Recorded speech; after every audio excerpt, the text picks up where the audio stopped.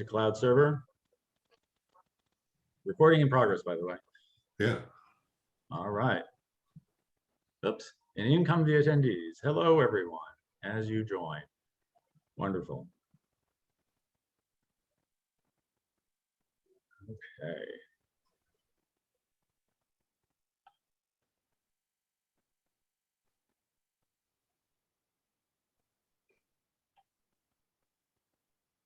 All right, we're getting up there.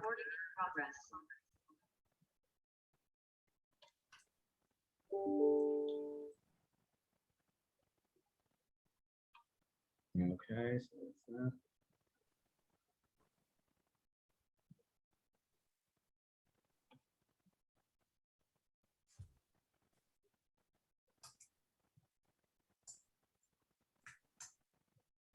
All right. Good. All right, we'll just give a few more, one more minute for people to arrive. I still see things ticking upward, so we'll go from there. All right, and actually, as you all arrive, we'll do a quick bit of housekeeping, and then we'll get underway with introductions and all that good stuff. And just do our one and only poll for today's session. Two things: where are you located? So where are you actually located? And then your profession. So please let us know, and that way there we can understand the audience even better, sort of.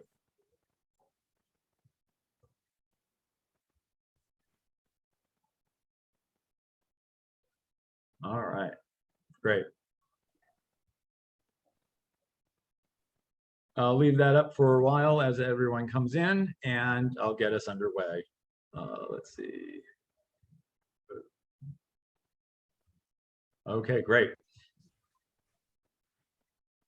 So welcome to Getting the Designer Back into the Design Meeting, a title that perhaps may or may not apply to today's conversation, but definitely be talking about design, building design, and how it has been impacted and will continue to be changed, modified, transformed, disrupted by technology and the events that we've learned over the past year from the pandemic and things like lockdown and social distancing and essentially people's own changes to their own personal behavior and fears and anxieties and things like that. So what I'd like to do is start off. I woke up this morning thinking, how do you explain design? And the concept of what we're talking about here and all those wonderful things that architects and designers talk about. But I'd like to use this from the very first LinkedIn post that I read this morning. And here it is. Many first-time architectural clients mistakenly think that design is like the frosting on the cake, just the exterior decoration of a building. In fact, design is the cake, the selection of ingredients, the entire recipe, the method, cooking, and code required to make it legally. And then at the very end, it is the exterior appearance of it. Without design, there is no architecture, no compliance to code and zoning, no utilization of the latest technologies, no clever arrangement to make buildings efficient. You cannot and should not try to trade design for a flashy granite counter. That counter could look dated in 5 years, whereas smart design will pay dividends every moment over the life. Design should be seen as an investment and not an expense. And so I thought, gee, how appropriate, how lucky am I? Essentially, it gets down to it. I think the conversation for us today is how this disruption, working remotely, has impacted design, communication, and collaboration. And so I want to open it up to our panelists, whom you all see here. We've got Robert Yori from NTech. He's a longtime colleague of mine from way back when. So we share a lot of similar events, and you'll enjoy hearing him today as well. We also have Sheena Shook, who is a new time colleague. Met her a couple of years ago at Built in Seattle, and she's been really great and enthusiastic and working with us at Trezi by SmartVizX, and truly one of people I consider, a really incredible expert when it comes to BIM and design technology. Craig Park, who have also, he actually, I think, reached out to us actually to introduce yourself and be, hey, I want you to know I'm out here. I'm really looking at you guys and really encourage what you're doing. And so, his input, his thoughts and understandings and all of this technology and such, incredible to have. And then Gaurav, who actually, he and I have just met within a couple of weeks ago, and however, but a long time input to our founders, and so I think we'll learn today as well his inputs from his perspective on design technology and what we're doing here with the challenges out of the pandemic and getting the process of design to happen. So Bob, I'm going to open it with you since I'm used to opening with you in that regard. Okay. You and I usually start the conversation. So I'm going to sit there. What have been your thoughts around this? What do you want to first and foremost say? It's interesting that Sheena sort of came to Trezi through Built in Seattle in 2019. I happened to co-run one of the events at Built called the Design Technology Summit, and over the last year, we very much explored this shift. We called it digital transformation at a moment's notice. That was our theme for the year, and we explored this universe of this shift, what the greatest challenges were, what the greatest opportunities are, and perhaps looking at that from both internally, from an internal firm perspective, and then externally in more of a classic digital transformation mode, such as how might we as designers be able to offer new services or interact with our clients more digitally in ways that you see product manufacturers do.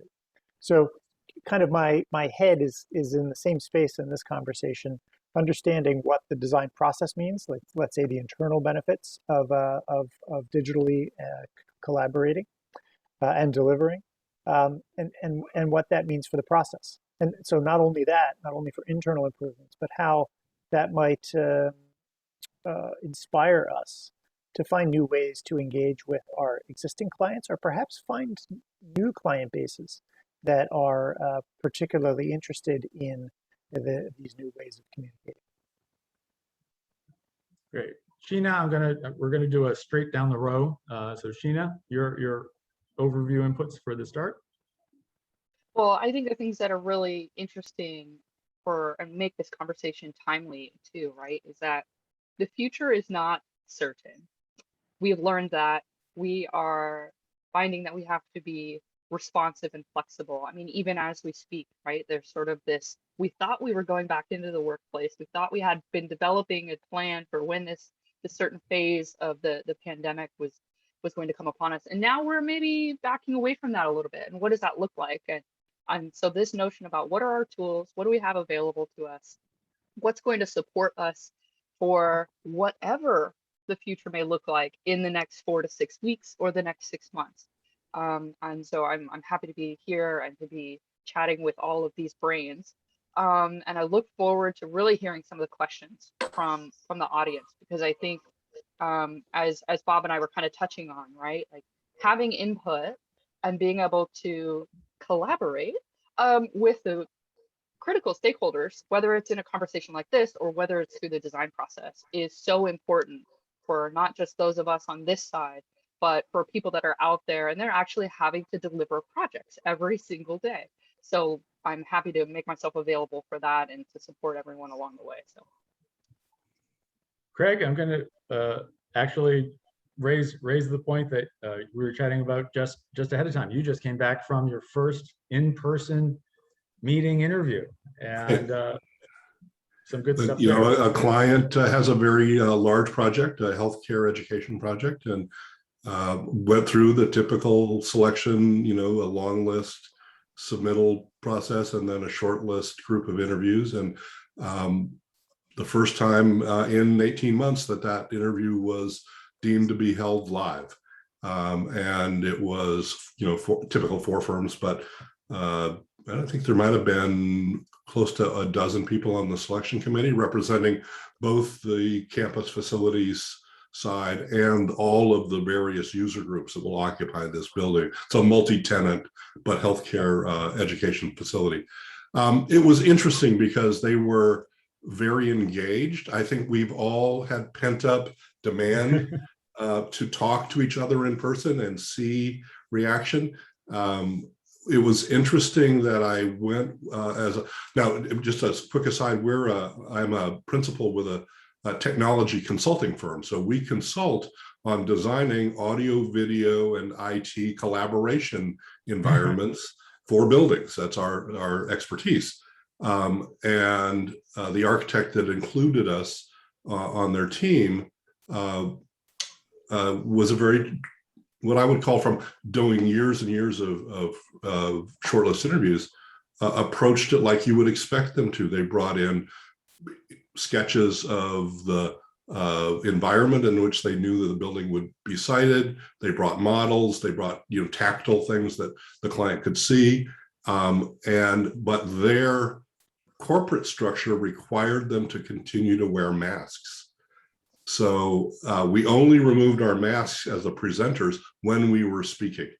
And I won't go into what I think about 25 minutes to select a design firm for a $300 million project, but that's a whole nother webinar we can have. But it was technology altogether. yeah, but I do think that you could tell that there was this pent up demand for the social interaction that we do get when we're in person. Yeah.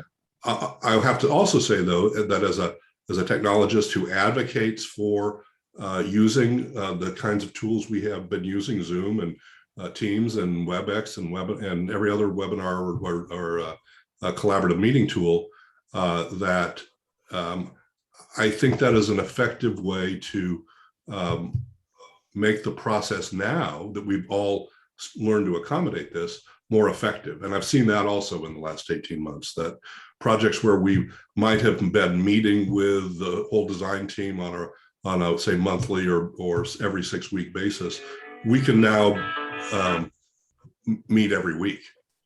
So it's accelerated design input and accelerated decision making on the client side. I also want to say I wrote my first article on collaboration without travel. Now that was well before we had VR as an option, but 20 years ago. And we converted to a virtual practice 5 years ago. So we do not have an office. We have 100 people around the world.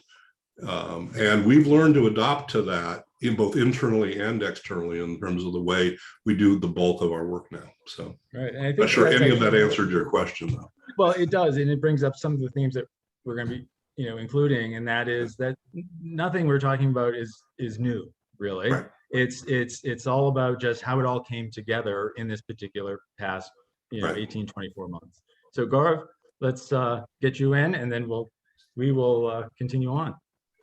I think to your, well, thank you so much, Darren. I think just to get the ball rolling, I feel that anything that we are experiencing right now in these current times is by virtue of design, where suddenly geographic location does not seem to matter anymore.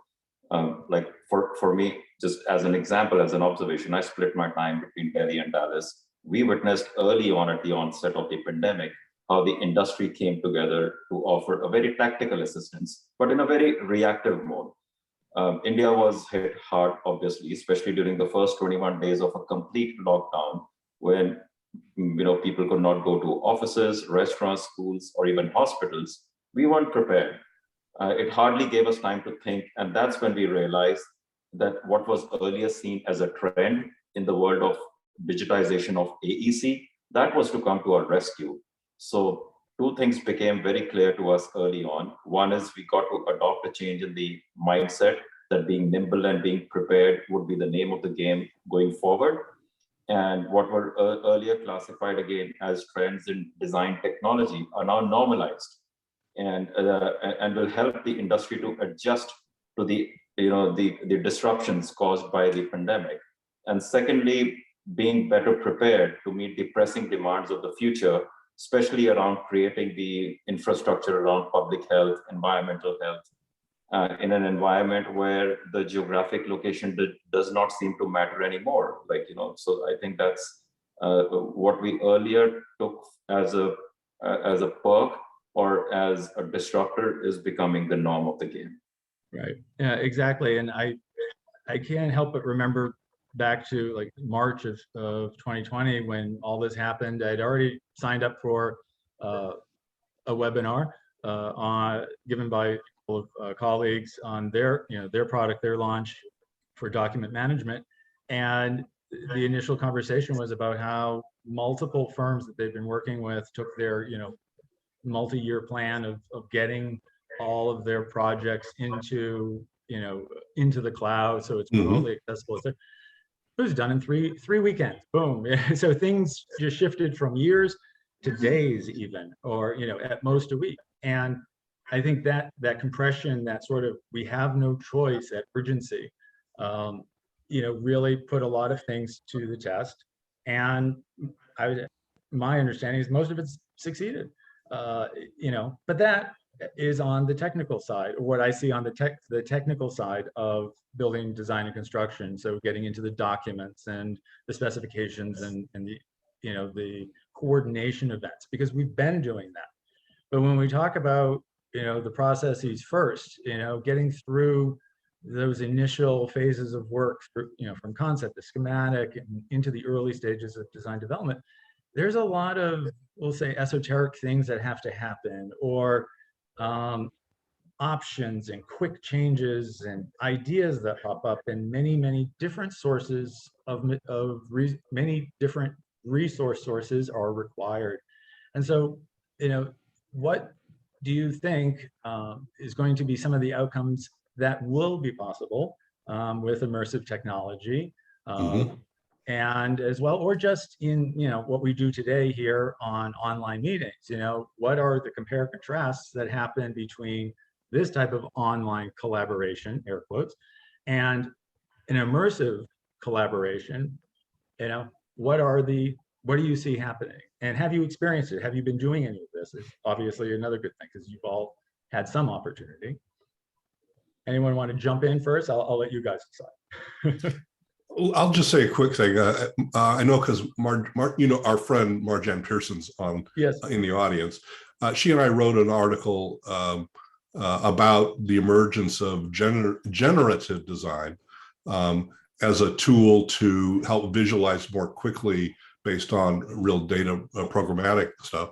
But I also think I've been doing, and one of the reasons we reached out, and Marjan said you need to talk to Trezi, was that we see our clients interested in augmented and virtual reality as a training tool for all aspects of business, education, healthcare.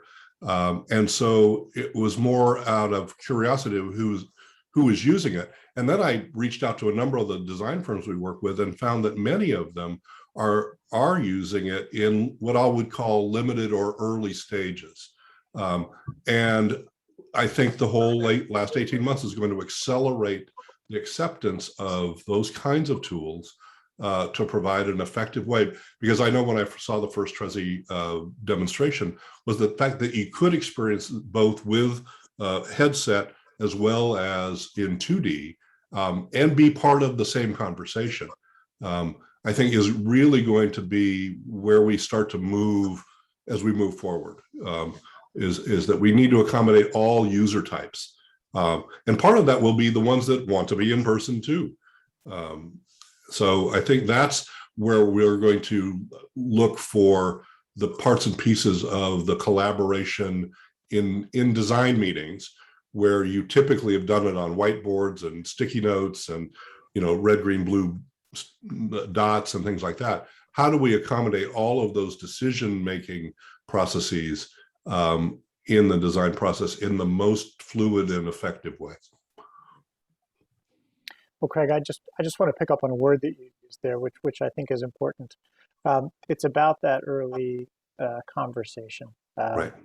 I've been thinking about this a little, and in the earlier phases of any design project, I think really the core of those phases, in terms of determining, the outcome of those early design phases, revolve around an augmented conversation, a conversation with the client about the needs and some possibilities about how those needs might be met.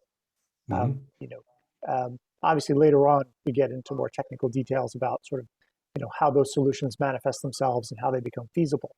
But in the earliest stages, it's really about exchanging those ideas and reacting to them and manipulating them, as you say, fluidly. So any tool that we can have that facilitates a genuine, I don't want to say genuine, a deep level of communication, augmented by whether that's information that you mentioned with generative design, or other types of visualization tools, or even just the red, green, blue dots. Any tools that facilitate or that promote that degree of depth in those early explorations, I think is really key to getting things off the right way.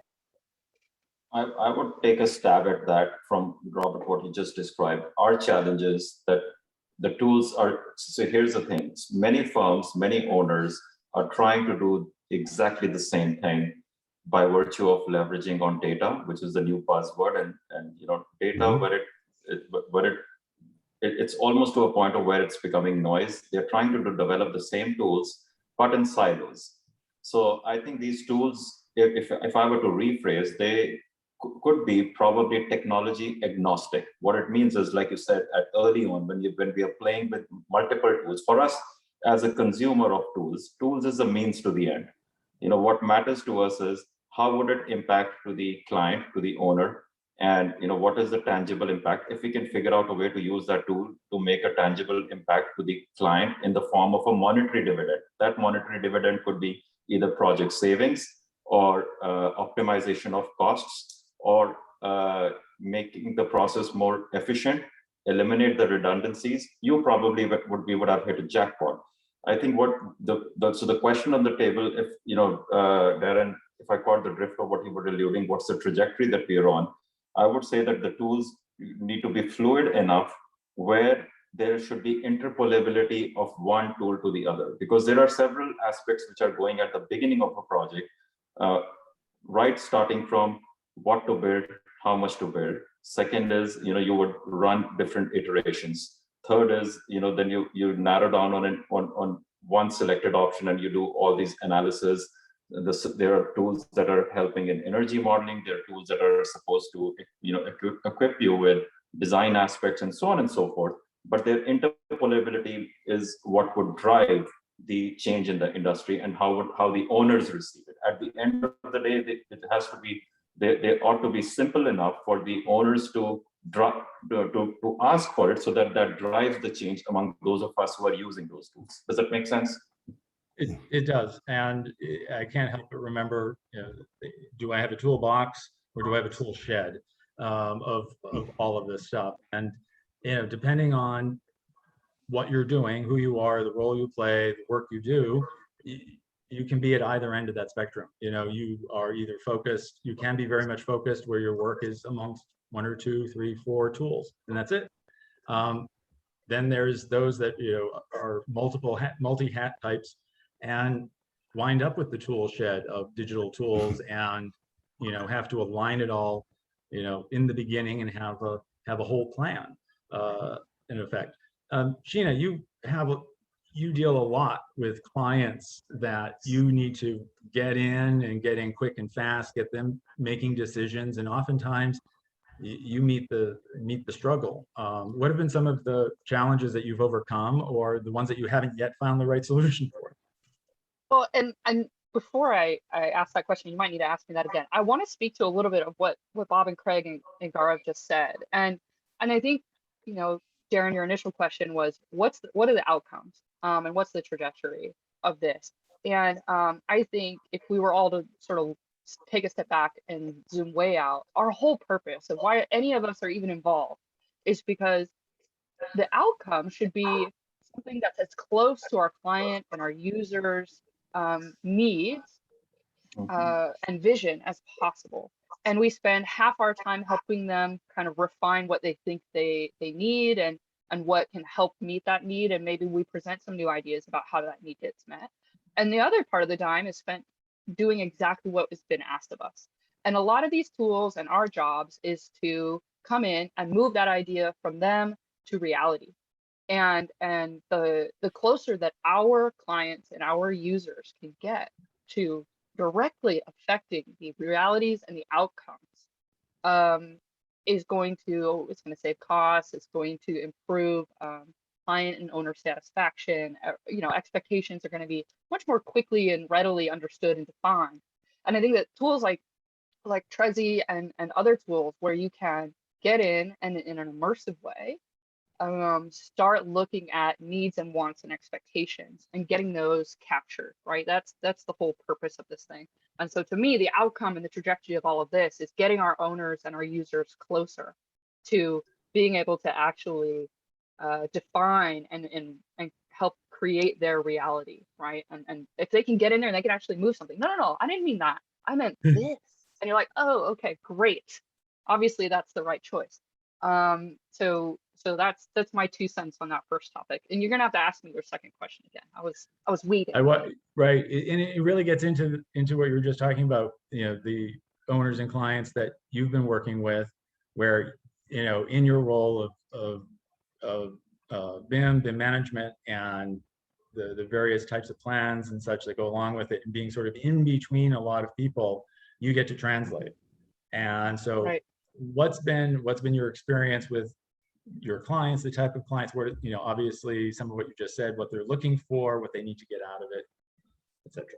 Sure. I mean, the great thing about being a specialty consultant is you are in the mix. You are exposed to every type of client and owner across project categories and around the globe. So it means I got to stay on my toes. But the great thing too is that you get to really jump in and help, right? And that's a great thing. And I think that the trends that I've seen in the last 18 months with our owner clients and our design teams is that they need to feel involved in the process. There has been some challenges in the past to getting the input that they need from certain people, and getting it in a timely way. So when we've been looking at VR for our owner clients, it's the trade-offs aren't necessarily, oh, I need it to look hyper realistic in the rendering and it needs to be a real static image. It's I want to be able to provide input, and I want to be able to encourage and to bring users into my conversation that they're not necessarily big fans of technology, but their input is critical.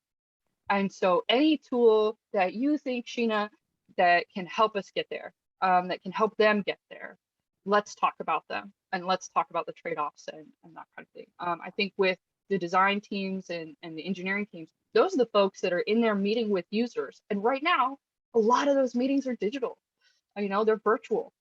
And to be able to show your users something in 3D, and you're spending less time kind of getting on the same page with people when they can see it in 3D, but then also when they can grab something and they can click and they can type in a note, it totally opens the door to feedback. So you're not just getting feedback from the outgoing users, the opinionated users, you're getting feedback from the quiet users, from the people that are more introverted. And if anything, it's raising the bar when it comes to okay, this solution has been looked at and vetted and commented upon by a wider range of users. So we're more rest assured that the expectations are going to be met, and that other considerations besides just what it looks like, but functionality, layout, all of those kinds of things have been taken into account. And so that's the big feedback piece from all of this, is getting people into it and getting more feedback from the users. And that's what tools like Trezi have been able to do, also in a way that saves time on the whole round trip aspect of it. Yeah, I've always been impressed and was one of the very first people to say, I don't need virtual reality, I get it. But then the moment I stepped into it, was clear that it's not just about being in it and the ooh-ah effect of, oh, wow, I'm in a place that doesn't exist yet. There's so much more in there. And it's the that immediate knowledge acquired that happens. But then yet there's a lot still gained for people when they don't necessarily have the headset on and they're using the gaming interface that I call it, where it's just on screen, but it's not orthogonal. It's a game. So it could be, speed 2 or whatever's new. I don't play video games, so it's really hard for me sometimes, but I can see it, and people really do enjoy that. And they're getting way more information, both tactile and just sensory, to really help them understand. And so, I think some of the things that are, the questions that are also coming up are, well, thinking ahead now, okay, yeah, we're forced to do this now, but what are some of the, reimagined skills or the reimagined tools that need to be in place, or we need to be thinking about? There's always that little quote that says, X amount of years from today, there won't be, any of the job roles that exist today won't be in X amount of years, that type of thing. And that's just ultimately because things have evolved, iterated, reimagined themselves into the new way of doing things. So where are we with that? What are there some new things that you've already seen come about? New skill set, getting your background image to read correctly and understand the difference between being mirrored and being on camera, that type of thing. Everyone now has one of those wonderful, O-ring lights so that we're all well lit.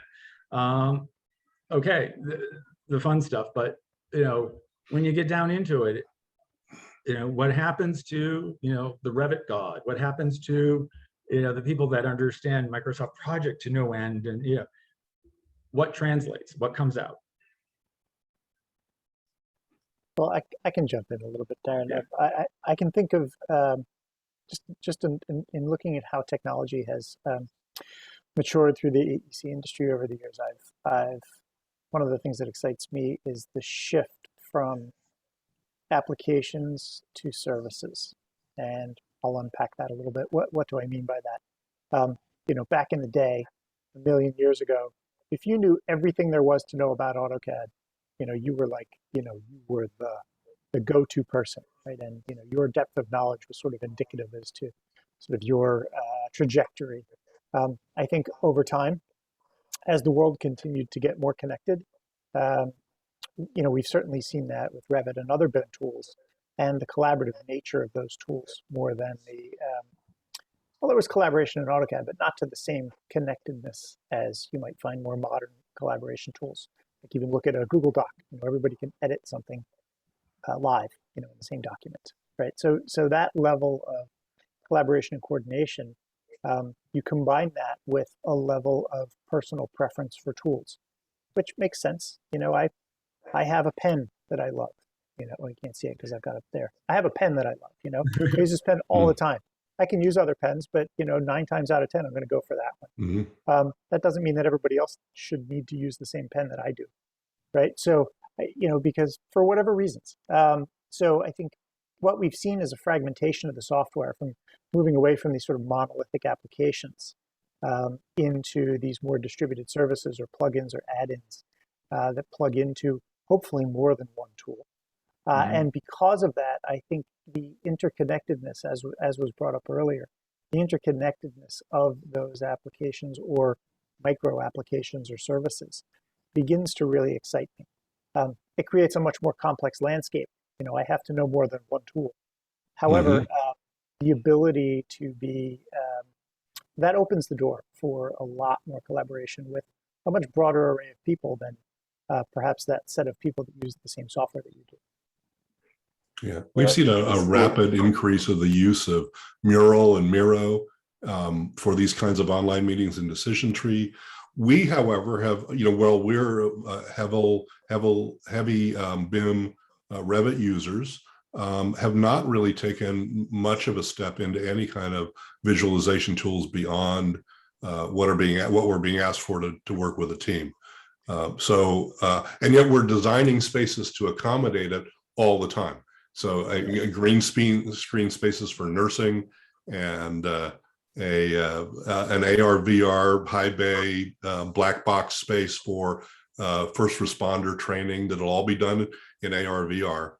So, as I said, I think most of my experience, and that's interesting as practitioners, to see our clients embracing it before we are able to. So we just need to catch up. So, Greg, that's a really interesting point. So recently we were asked to laser scan a space, and it's the whole intent and output, right, it was a presentation, a sort of auditorium space for a large client. And their intended use is to bring that into a virtual environment as a backdrop, so that those that are attending in person and those that are attending the event virtually are experiencing it in the same kind of way. Cool. And so I mean, I was like, wow, this is great. It is really becoming a little bit more open, right? People, those barriers have been broken down, and now people are saying, okay, this might be our reality moving forward, is we may need to have that flexibility for adjusting to a blended experience, and let's push the envelope on what that blended experience can really bring to people, because now we've met the functional need of getting people in the same space and sharing ideas, but now let's get into the social aspect, the experiential aspect, and so those areas are also going to be pushing forward. And what are the tools and what are the roles, what are the jobs that are going to be needed to meet those? Those are ever changing. Back in the day, none of us really understood what BIM managers, there wasn't that term, and now there's thousands of us, right? And so it'll all, I think, shake out over time. But I think the critical thing is exactly what Bob touched on. There are a lot of tools, and we're going to need to understand what those tools are, and not necessarily be signed up on one tool, but also to see what's coming and understand what is it going to take to meet that need. And it is really interoperability, but it's also keeping your mind open for what might end up changing for that tool and the purpose and the use of that. Pretty interesting stuff, at least that we're seeing. Yeah, I think this Darren, is getting me excited. Like, I'm a small town guy who, like many of us, I still use a pencil. I keep a pencil here, but that's how we began working on using parallel bar and so on and so forth. But right now this is how many of us started. As we speak, we all know home showings are happening through virtual tours, remote monitoring of construction site, facility management happening through asset tracking, and construction progress being monitored through mixed reality and through drones and so on and so forth. It's become mainstream. Now, I was also reading the question that Daniela posted. While understanding how to put together a building is important, but also how it performs using IoT data, flow of information is equally important. So it all trickles down to the industry keeping its skill set relevant to the present, and it has changed right in front of our eyes. And to her context about how do we bring the aspect of the socialization on urban design, I'm giving you a simplified version. I'm thinking of a game called Roblox. So, so right now, what we are talking about, so there's a real life situation, and when I meant that the geographic location doesn't matter anymore, or not so much, I meant it. We are working on an assignment in the state of Georgia, where the teams are being split. It's a large 350-acre site where the teams are split between Atlanta, Dallas, Delhi, Noida, and so on and so forth. Procuring high definition. It's a combination of mixed reality, GIS, high definition satellite images, and using something as simple as GoPros to create digital twins on an urban site. And the tools, believe it or not, I'm an architect by training, but the tools that we are talking on a typical huddle between getting an urban designer, an architect, software developer, business analyst, spending 2 hours on a workshop and walking away without arguing is no child's play. So the things that we are talking about is, we can talk about AWS, serverless platforms, Microsoft Azure, Ladybug, and Lambda, Python, QuickSight, and that's how the tools are changing. So the point is, I think the my context is we ought to keep up with the pace of education. That goes back to the same thing that we, I think where we see a challenge is that the demands of, this reminds me of the phrase that necessity is the mother of all invention.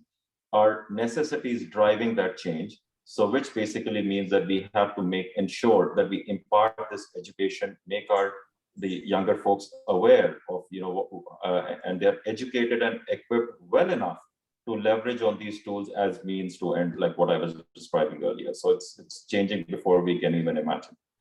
Yeah, definitely. I mean, I watch my young son, who has mastered the iPad at the age of 6 months, now is in Robux and virtual environments like that.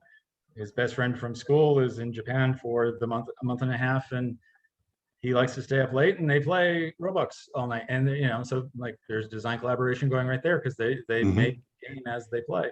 And and it's that facility, that fastness that has to be there. And I think designers are an example of it. They're very much quick to the mind to come up with solutions that solve something ever so small and immediate, but then to have it right there in front of you, full scale, be in it, I think is the one of the hurdles, chasms, etc., that you get over without even question. I should actually say the first hurdle is just getting into it. People not necessarily comfortable with that whole idea of what they're doing and going in. But once they're in it, it's kind of like get in line for a roller coaster, and you see everybody having fun and enjoying it, but you're going, ugh. And then you get in and your brain just takes over and says, you're there. Now what? And I actually, to point on some of Daniela's question again, that idea of the social context.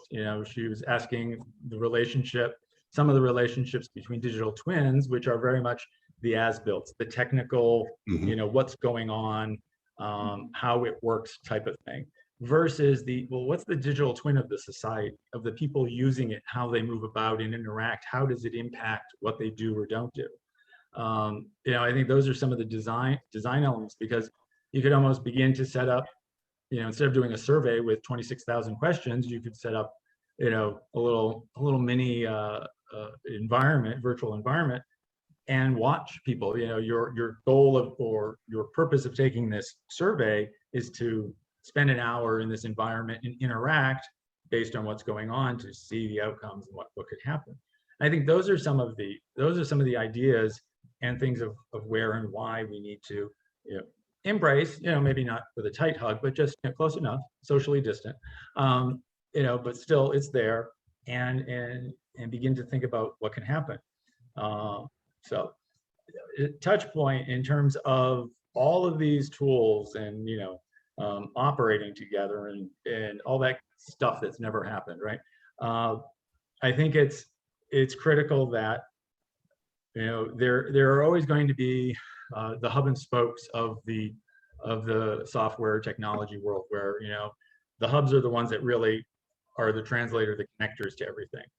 The software themselves that allows anything else to talk to something else, and then as well, the little bit of the spokes that basically do one thing, do two things, do a very specific type of thing, and getting all of that to play together. We do that today. I think we have a long history in our profession of multiple pieces of out of the box, big box solution, and then something very specific for code checks and things like that. So how do you project? Where do you see from what are some of the design? Let's think about the design tools of the design process today, or that you've used and you see other people and you've solved for in other ways. But now, what happens when you go immersive with it? What changes? What's going to be some of the outcomes that we should be thinking about? Well, one of the things go ahead. I like. Oh, sorry, Craig. No, one of the go things ahead. that I think is really promising is something that I'll give credit to this person in a minute, but someone once characterized as minimizing the number of leaps of faith you're expecting your client to take. So we had a principal at ZGF on a panel that we ran years ago, and we were discussing a tool that we were working on jointly. And that was his point behind why he was motivated to work on this tool with us. It was, it's sort of in a traditional presentation mode. You might find, or your client might find a photo of something they liked in a magazine. And then you say, okay, well, let's start with that. But then imagine that the walls are not white, but imagine that they're like a dark gray. And then imagine if instead of that wall is a solid wall, there's frosted glass. And then imagine if, like, whatever, you go down these things. Every time you ask your clients to imagine something, you take them one step further away from the idea. And not everybody's trained to understand that. And even still, those of us who are trained, so you get it conceptually, but can you really visualize it? Can you really sort of viscerally understand the repercussions? So I think one of the biggest promises here is to have as few leaps of faith as possible in the process. And I think that goes to part of Daniela's question about really fully engaging a broader audience, so that as many people can fully understand, as fully as possible, understand the proposals at hand, as opposed to just a few that were trained on how to read a drawing, or how to look at an elevation, or how to read a diagram, to really sort of democratize the understanding of what we're trying to present. Now that you hit it exactly what I was going to say. Throughout my career, it's always amazed me when you're trained as an architect, how in my mind I see a 3D visualization of that space I'm working on, and my clients will nod their head yes, and then when it's built, they say, "I didn't think it was going to look like that." Yeah. And so hopefully that's a okay thing, but sometimes it's been, now you got to go back and change it to be the thing I wanted it to be. And I remember something you said, Darren, early on, was that the real value is that, especially related to functional uses, is that a client can now see, using immersive technology, a functional thing that doesn't work. And we work a lot in healthcare. And if that station or that piece of equipment is not in the right place or properly oriented, it won't work in the real world. And if they can see it that way, they might not ever pick it up on a set of 2D review plans. It's a simple thing about color, but the more important things is how things actually work.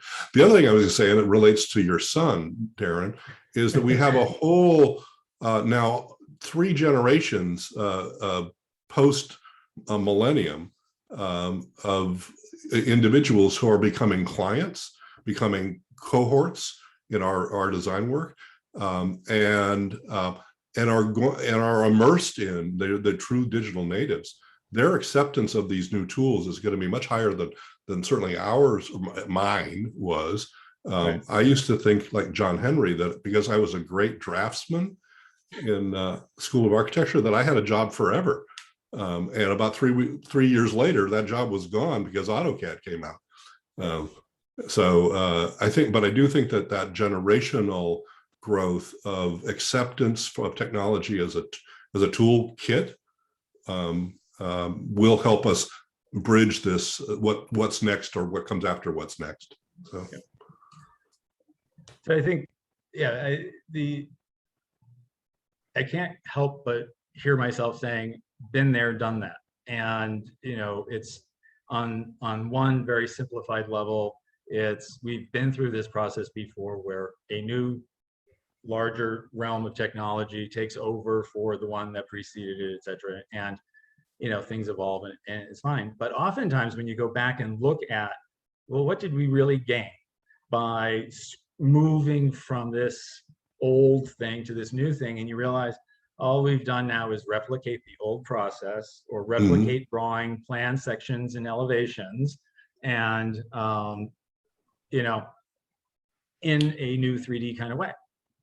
Well, the biggest issue is the general construction field continues to use 2D to interpret our 3D BIM models in the field. And that's under big change now. Construction 4.0, industry 4.0, that aspect of things. And even when you look at our building product manufacturers, all, so many of them, everything of whatever their product is available for you digitally. And if your product isn't available in a digital format for somebody to go and grab and use, you have less of a chance. You're not going to get noticed, or you're going to get passed by. And have any of you experienced some of this or have worked specifically with a product manufacturer and been able to use everything, not just the geometry, but the data, and where they provided you all the data points about their product and how it either did something for lead or it did some type of movement, so that, it was basically a digital twin of itself. So you could put it in the room and spin it around and make sure nobody would get clunked on the head thinking MRI machines and things. Yeah. That stuff. And so we need those elements to work with in order for this to happen, because architects, designers can't be making all this. We may as well just go right to the source. And yeah. Sorry, it's funny that you mentioned MRIs, Darren, because I remember 10 years ago working on a project where there was an MRI, and I wasn't going to get the information I needed until they bought the magnet. But, last week I was able to go and get, the digital 3D representation of that MRI and drop it into an MRI space and go, okay, where's the boom? Okay, here, wait, I don't have all the parts and pieces. Bring in all the parts and pieces, bring it up in 3D, and then start showing some of the users, right? So that was about 10 years ago, right? Where you wouldn't even be able to get anything until you bought it. And now I can see it in 3D, and not only just see it in 3D, you're not going to buy it until MEP, you get it. I can see MEP impacts. I can see mounting and blocking requirements. I can see materials. I can see colors. I can see even options, right, of the different things that can go on the boom. So yeah, I mean, that stuff is there. It's critical for engagement moving forward, especially in these immersive environments, to even be able to be in that immersive environment. Now, most of my immersive environment experience is in healthcare, probably very similar to Craig's, where I'm in there with users, and they want to switch to a different product. Or they're like, oh, actually, you're showing that product, but that's our old standard. So if we were renovating, we were going to keep that. Yeah, we would use that, but our new standard is this. And you have to actually, go and grab that product and bring it in. Right. And being able to do that and have access to that 3D library is definitely something that accelerates the process. I do want to take a half a step back, though. Craig said something about a generation accepting the tools. And I would venture to say that not only will they accept the tools, but they will very soon start expecting them. As a part. They are walking around with their iPhone 12s and they are mesh scanning spaces. Okay, and they're doing this stuff for fun. So it's going to be an expectation, this immersive idea. I think the other thing it's to be a talk side about hustle soon for them, but or they'll just be doing it and you go in, and instead of like staying up late playing video games, they're staying up late building buildings, and you're like, okay, well, how do I do this as a parent? But Daniela's point too, and I think this might be getting at what she was saying, but it might not be. But can you imagine being in an immersive environment that is in and of itself immersive? You are in there looking at the exterior of a building. By the way, you're surrounded by, the virtual environment of what that building's context looks like. And you're changing that and iterating in the space of the space. And that to me is sort of, it's just all going to snowball. It's all going to go that direction. And so acceptance, yes, expectations for sure have changed. And then Darren, your notion about moving from old stuff to new stuff, and we're just repeating the same process of going from documentation to virtual and digital documentation. That's exactly what a step change incurs. You have to digitize the process to get good data. You gotta change the schema and the standards to get the data, and then you can analyze and implement, right? So that's what we're starting to see is we've moved to the digital version of documentation and design, and now we're starting to see the sort of feedback loop of stuff coming in for analyzing and optimizing, and that stuff starting to get implemented. Yeah. Okay. The Salesforce blog has a really good series of posts on digital transformation, and they sort of stake out 3 different mileposts along that way. One is digitization, which is step 1, which I guess for our purposes would be just moving from hand drafting, well, actually just taking paper drawings and looking at them on PDF instead. It says digitization.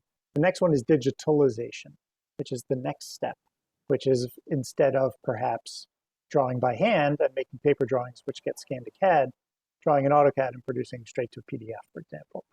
And then the third and final step is digital transformation, which is a real fundamental relook about the underlying processes and sort of what changes behind there. And so the example that I would give in that case would be the digitization would be using the digital light table instead of the actual light table to do your trade coordination, compare your PDFs, versus the digital transformation would be using a tool like Celebri to run coordination and to check minimum hallway widths and so forth. And it's a really interesting progression. And, not everything is fit for, every purpose, but I found that framework useful to think about transformation in the industry. And 3D printed out versus direct to manufacturing, right? So, Gaurav, I know you've been. No, well, you know what? I'm looking at the clock as well. We have 4 minutes left, so I'll just make it quick. I'll resonate with what Sheena you just described. I think your MRI example is spot on. I would just add to that now. Compare to contextualize and look beyond just the construction piece. So, like I said, so I would use any tool that allows us to communicate the design, even if we don't have to draw, but communicate the design or the intent behind it to the user, which is the doctor, the department, and then actually tie it back, or the patient experience, and tie it back to even how it functions. So I'll build on some, for example, there's a hospital with, imagine having a hospital with no patients, or, where patients are coming in and out to get an MRI done. And there's actually a real example here, but there's a command center which coordinates the usage of that MRI and engages with the scheduling of the patients. So it's actually, not only the physical aspect of that MRI being into the room, but how it engages with the rest of the things happening around the physical space of the hospital in terms of scheduling, timing, walking distances, maintenance. For how long is it being used? When is the downtime? And that's also anything that's available out there. We would have an appetite for that. So the point is, I think it all goes back to the same thing. We want to make sure that our teams, both, like you said, the acceptance versus the expectation, they are aligned, and we should be on a trajectory to that. So without that, and I'm hoping that these tools come in handy for that. Yep. Now, I wanted to bring up, I in one of the recent updates or such for Power BI was a new connector into Revit. You can dashboard things, and great. Now we can have dashboards on our Revit models and or our other data. And then I'm thinking, what is it that I need to have on a dashboard? What am I doing this for? What's going to come out of it? And I think, as you say, getting people in, getting that throughput, the fluidity of the data to move across from one thing to the next. And it's not necessarily about, we're not really just talking about the application, but to flow through the various processes, the workflows, the responsibility from one discipline to the next discipline, to traverse that contractual agreement between those two parties so that the right information is transferred at the appropriate time and things like that. There's all of that comes into play when it really, when you really want to scare yourself. But those initial steps of, getting in and having this stuff accessible, making some of those smaller pieces, your wins or your, get over it type of events, so. And I'm going, right down to the wire here. I'm going to let that be the thing. Any final comments that anybody here wanted to get out before we say thank you and goodbye? Just Really one good thought, conversation. and I'll make it very brief. So this space that we're in right now, sort of this exploratory space in virtual and augmented reality, I think we're very much at the beginning of a huge opportunity for the industry. And it'll take us a number of years to find our way to commodity, in the same way that BIM managers are now somewhat, in a good way, commodified, whereas a decade ago, nobody knew what a BIM manager did. So I think, this is a wonderful time to explore this space, see the tools that are out there, understand what fits, certainly for us and for you and for whomever, and to begin to sort of cobble together a common language and a common set of use cases for that. So happy exploring, everyone. Exactly. I would say it's about time for us. We are sitting in a sweet spot for those of us in AEC industry. The timing is right. We've had the stigma of being the least innovative industry as compared to our friends in aviation and automobile. So I think time is right. It's now. We are very fortunate to where where it's an upward swing, globally speaking. So it's about time to leverage on what's available out there. Yeah, and I think the power of big data and generative design is only going to fuel this further. So, Right. Thank you. Thank you. Thank you. Thanks, And everyone. I think one thing I'll leave with is that what's wonderful about all of the technology today is you still get to be an architect or an engineer. You don't become, the software thing. You are who you are.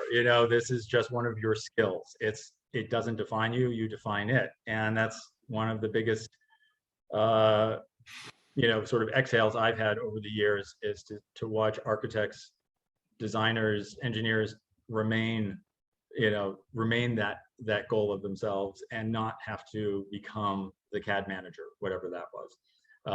So anyways, thank you all. You guys really made it easy for me to have this conversation and help me even understand what it was that I was trying to get at.